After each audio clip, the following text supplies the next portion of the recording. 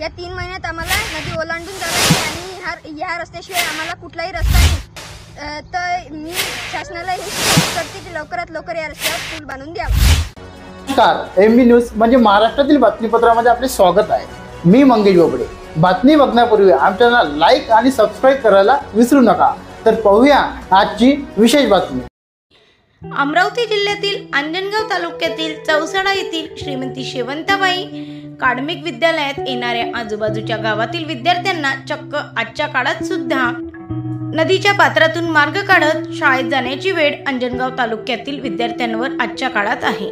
या मार्गावर बेलगंगा नदीचे पात्र असून या नदीवर पूल नसल्यामुळे विद्यार्थ्यांना पावसाळ्यात नदीच्या पुरातून कंबर एवढ्या पाण्यातून मार्ग काढावा लागतो।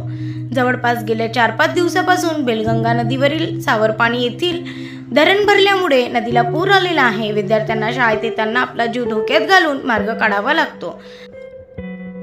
ब्युरो रिपोर्ट एमबी न्यूज महाराष्ट्रातील बातमीपत्राचे अंजनगाव सुर्जीवरून आमचे प्रतिनिधी सुजित काटोडे यांचा स्पेशल रिपोर्ट।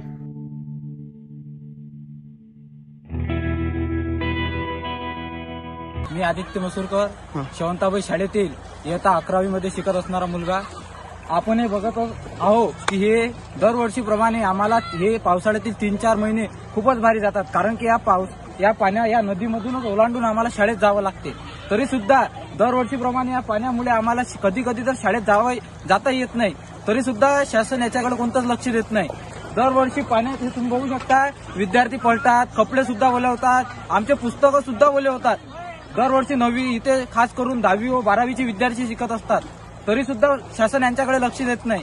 शासन म्हणजे आमचं दरवर्षीप्रमाणे हे दरवर्षीच आमचं नुकसान होत आहे शिक्षणाच्या बाबतीत। कृपया करून स्थानिक शासनाने याच्यावर काहीतरी तोडगा काढावा व आमच्या शिक्षणाशी खेळू नये अशी मी त्यांना विनंती करतो व लवकरात लवकर यांच्यावर तोडगा काढावा। माझे नाव अंजली काशीद आहे। मी 9व्या वर्गात शिकते।